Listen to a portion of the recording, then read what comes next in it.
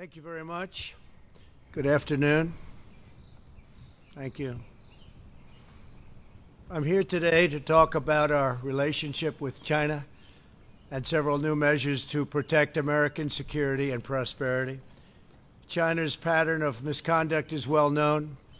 For decades, they've ripped off the United States like no one has ever done before.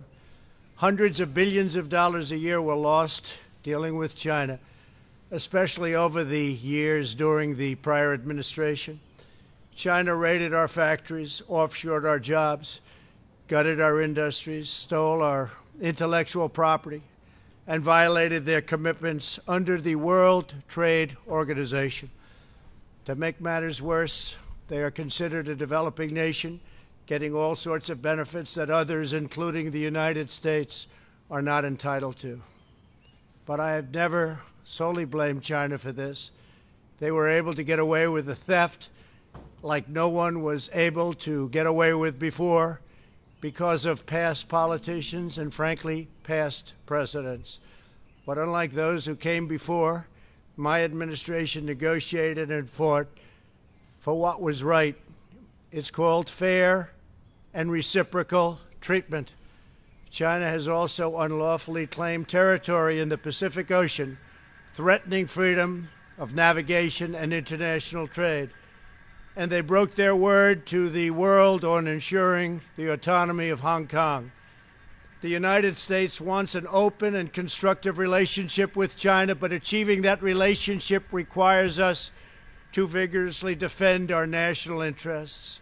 The Chinese government has continually violated its promises to us and so many other nations. These plain facts cannot be overlooked or swept aside. The world is now suffering as a result of the malfeasance of the Chinese government.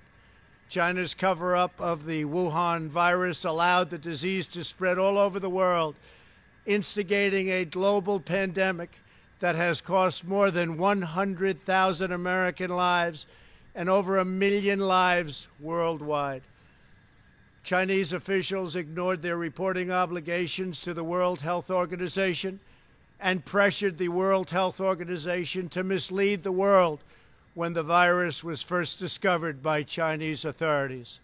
Countless lives have been taken and profound economic hardship has been inflicted all around the globe. They strongly recommended against me doing the early ban from China, but I did it anyway and was proven to be 100% correct.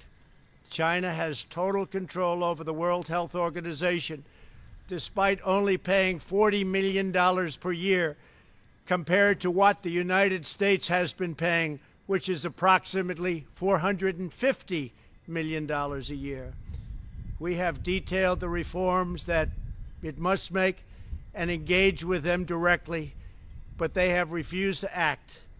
Because they have failed to make the requested and greatly needed reforms, we will be today terminating our relationship with the World Health Organization and redirecting those funds to other worldwide and deserving urgent global public health needs. The world needs answers from China on the virus.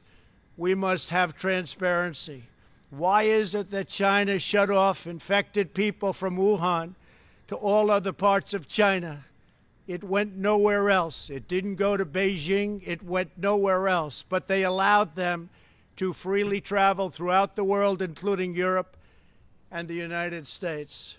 The death and destruction caused by this is incalculable. We must have answers, not only for us, but for the rest of the world. This pandemic has underscored the crucial importance of building up America's economic independence, reshoring our critical supply chains, and protecting America's scientific and technological advances. For years, the government of China has conducted illicit espionage to steal our industrial secrets, of which there are many. Today, I will issue a proclamation to better secure our nation's vital university research and to suspend the entry of certain foreign nationals from China who we have identified as potential security risks. I am also taking action to protect the integrity of America's financial system, by far the best in the world. I am instructing my presidential working group on financial markets to study the differing practices of Chinese companies listed on the U.S. financial markets with the goal of protecting American investors. Investment firms should not be subjecting their clients to the hidden and undue risks associated with financing Chinese companies that do not play by the same rules. Americans are entitled to fairness and transparency. Several of the most significant actions we're taking pertain to deeply troubling situations unfolding in Hong Kong. This week, China unilaterally imposed control over Hong Kong's security. This was a plain violation of Beijing's treaty obligations with the United Kingdom in the Declaration of 1984 and explicit provisions of Hong Kong's basic law. It has 27 years to go. The Chinese government's move against Hong Kong is the latest in a series of measures that are diminishing the city's long-standing and very proud status. This is a tragedy for the people of Hong Kong, the people of China, and indeed the people of the world. China claims it is protecting national security. But the truth is that Hong Kong was secure and prosperous as a free society. Beijing's decision reverses all of that. It extends the reach of China's invasive state security apparatus into what was formerly a bastion of liberty. China's latest incursion, along with other recent developments that degraded the territory's freedoms, makes clear that Hong Kong is no longer sufficiently autonomous to warrant the special treatment that we have afforded the territory since the handover. China has replaced its promised formula of one country, two systems with one country, one system. Therefore, I am directing my administration to begin the process of eliminating policy exemptions that give Hong Kong different and special treatment. My announcement today will affect the full range of agreements we have with Hong Kong, from our extradition treaty to our export controls on dual-use technologies and more, with few exceptions. We will be revising the State Department's travel advisory for Hong Kong to reflect the increased danger of surveillance and punishment by the Chinese state security apparatus. We will take action to revoke Hong Kong's preferential treatment as a separate customs and travel territory from the rest of China. The United States will also take necessary steps to sanction PRC and Hong Kong officials directly or indirectly involved in eroding Hong Kong's autonomy and just, if you take a look, absolutely smothering Hong Kong's freedom. Our actions will be strong. Our actions will be meaningful.